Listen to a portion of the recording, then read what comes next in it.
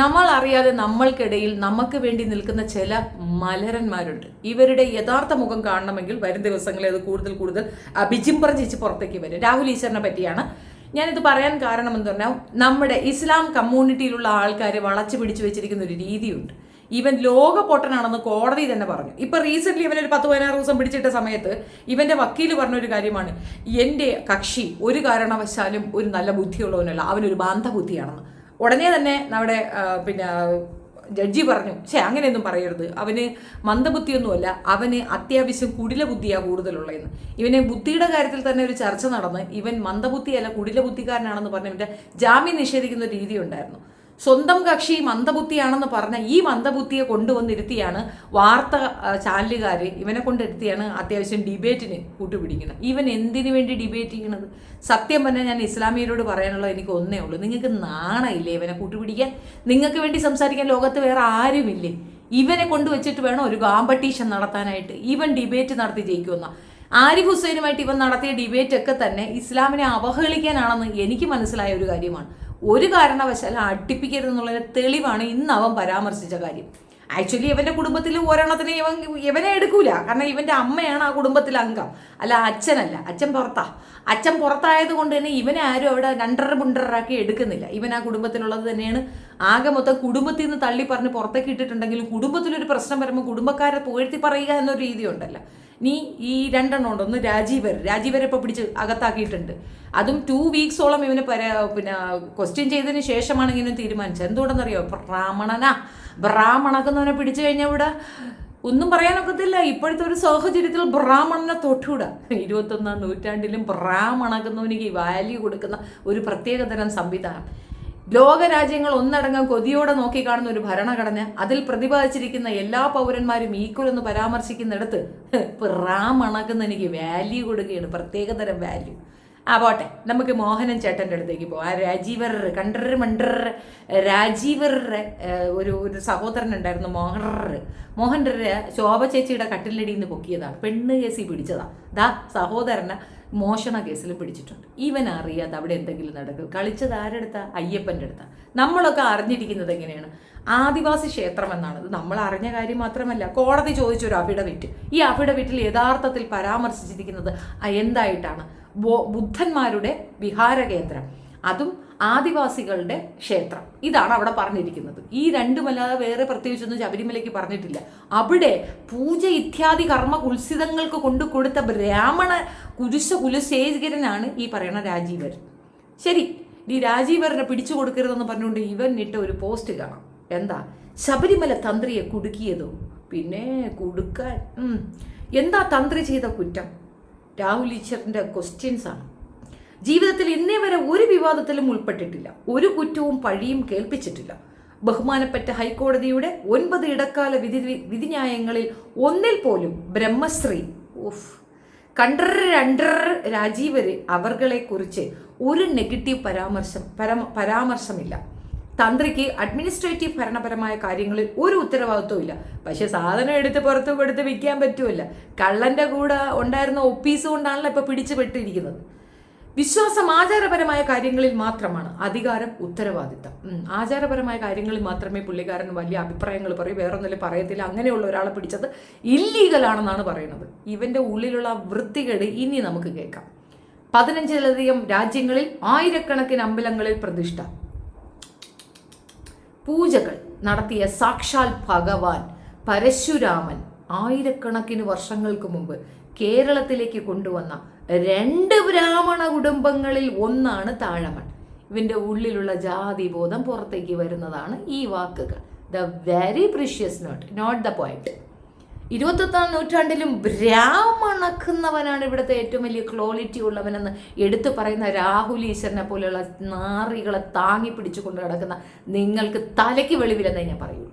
അവൻ പറയുന്ന പുരുഷാധികാര്യത്തിനെയും സ്ത്രീ വിരുദ്ധതയും നിങ്ങളുടെ തലയിൽ അവർ കെട്ടിയേപ്പിച്ചു വെക്കുമെന്നും ഇസ്ലാമിയർ അവഹേളിക്കപ്പെടുമെന്നും ഞാൻ 100 വട്ടം പറഞ്ഞു, പല ആവർത്തി പറഞ്ഞു. ഒരാൾ ചെവികൊള്ളാൻ പോലും തയ്യാറായില്ല. മനസ്സിലായില്ലേ അവൻ എന്താണെന്ന്? അവൻ ഇപ്പോഴും ബ്രാഹ്മണ കുലജാതനാണ്. ഇസ്ലാം മുന്നോട്ട് വയ്ക്കുന്ന ആശയം ഇക്വാലിസമാണ്. ഇത്ര വർഷങ്ങൾക്കിപ്പുറവും ഈ രാജ്യത്ത് ഈ ലോകത്തുള്ള മനുഷ്യർക്ക് അത് മനസ്സിലായത് കൊണ്ടാണ് ഇസ്ലാമിന് അത്രയും പ്രിഫറൻസ് കിട്ടുന്നതും പ്രിയോറിറ്റി കിട്ടുന്നതും. മനുഷ്യ മനസ്സുകളുടെ ഉള്ളിലേക്ക് വിഷം കുത്തിവെക്കാൻ ഇങ്ങനെയുള്ള വിഷജന്തുക്കളെ കൊണ്ട് സാധിക്കുമെന്ന് ഇവനെ പോലുള്ളവർ തെളിയിച്ചു കൊണ്ടിരിക്കുകയാണ്.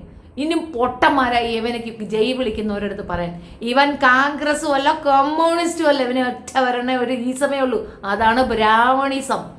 നമുക്കിടയിലേക്ക് അവൻ കുത്തിക്കയറും, നമുക്കിടയിൽ നല്ലവനായി നമുക്കൊപ്പം നിൽക്കുന്നവനായി അഭിനയിക്കും, എന്നിട്ട് നമുക്കിട്ട് പണിയും. നമ്മൾ പോലും വിശ്വസിക്കൂല, നമ്മൾ പരസ്പരം തല്ലിച്ചാവും. അതാണ് നടക്കാൻ പോകുന്നത്.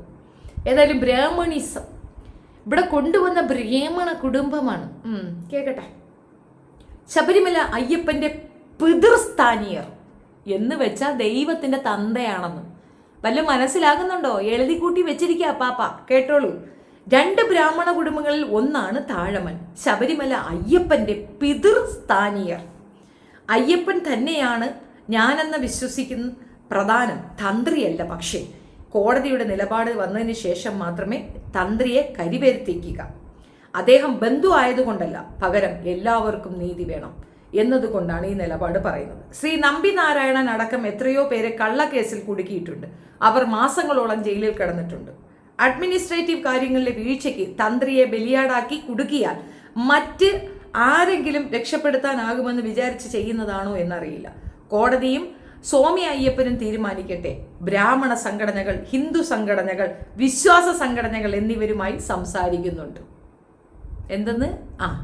ബ്രാഹ്മണ സംഘടനകൾ, ഹിന്ദു സംഘടനകൾ, വിശ്വാസ സംഘടനകൾ എന്നിവരുമായി സംസാരിക്കുന്നുണ്ട്. രാഹുൽ ഈശ്വർ, അയ്യപ്പ ധർമ്മസേന, സ്വാമി ശരണം. ഇവൻ ആരാ മോനെന്ന് നിങ്ങൾക്ക് ഇനിയും പിടികിട്ടിയിട്ടില്ലെങ്കിൽ ഫീലിംഗ് പിറ്റി, അത്രേ എനിക്ക് പറയാനുള്ളൂ. ഇവനെ പോലെ അങ്ങും ചാടി ഇങ്ങും ചാടി നിന്ന് നമുക്കിടയിലേക്ക് കുത്തിക്കേറി നമുക്കിടയിൽ ഇല്ലാത്ത പ്രശ്നങ്ങൾ ഉണ്ടാക്കി മറ്റുള്ളവരുടെ നമ്മളെ ശത്രുക്കളാക്കി നിർത്താൻ ഇവനെ കൊണ്ട് സാധിക്കുമെന്നുള്ളത് തിരിച്ചറിവാണ്.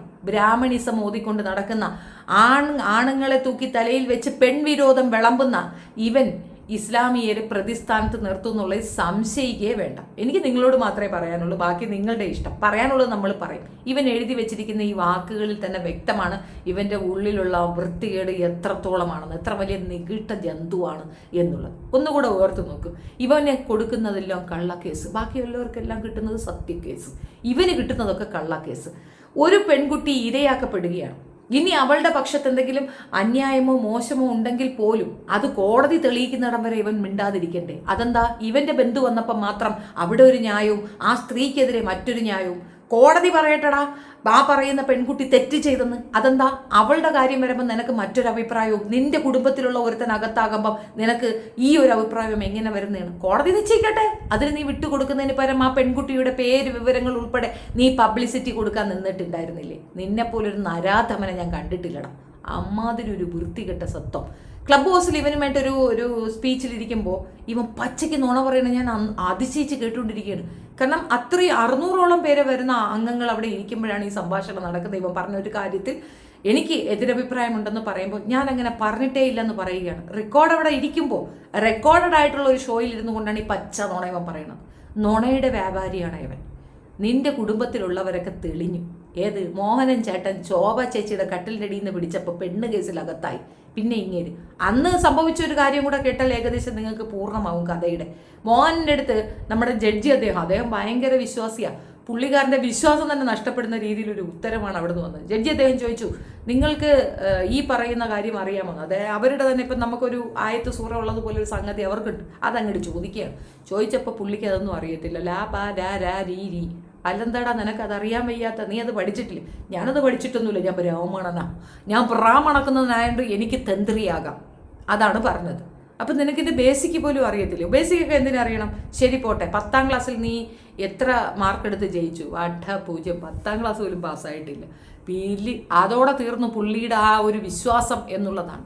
പിന്നെ അയ്യപ്പ സ്വാമിയെ കയറി പിടിച്ച ഇവിടെ പ്രളയം തൊട്ട് ഇങ്ങോട്ടുള്ളത് സർവത്രവും വന്നത് അയ്യപ്പൻ്റെ അടുത്ത് കളിച്ചിട്ടാണ്. അപ്പോൾ ആ സ്വാമിക്ക് അറിയാം എന്ത് ചെയ്യണമെന്നുള്ളത്. ആ ഒരു കാര്യത്തിൽ എനിക്ക് ഉറച്ച ബോധമുണ്ട്. അദ്ദേഹത്തിൻ്റെ പ്രോപ്പർട്ടി കൈയിട്ട് വാരിയിട്ടുണ്ടെങ്കിൽ എനിക്ക് സ്വല്പമല്ല ഇച്ചിരി കൂടുതൽ കിട്ടും. കാരണം എല്ലാവരും ഈക്വലായിട്ട് വിശ്വസിക്കുന്ന ഒരു വിശ്വാസ പ്രമാണമാണെന്നാണ് ഞാൻ വിശ്വസിക്കുന്നത്. കാരണം ഇത്രയും വന്യമൃഗങ്ങളും ഇത്രയും ബുദ്ധിമുട്ടുള്ള ഒരു യാത്രയിൽ ഒരാൾക്ക് പോലും ഇന്നവരെ ഇത്രയും ലക്ഷക്കണക്കിന് ആൾക്കാർ അവിടെ പോകുന്നുണ്ട് ഓരോ തവണയും, ഒരാൾക്ക് പോലും ഒരു പരിക്ക് റിപ്പോർട്ട് ചെയ്തിട്ടില്ല.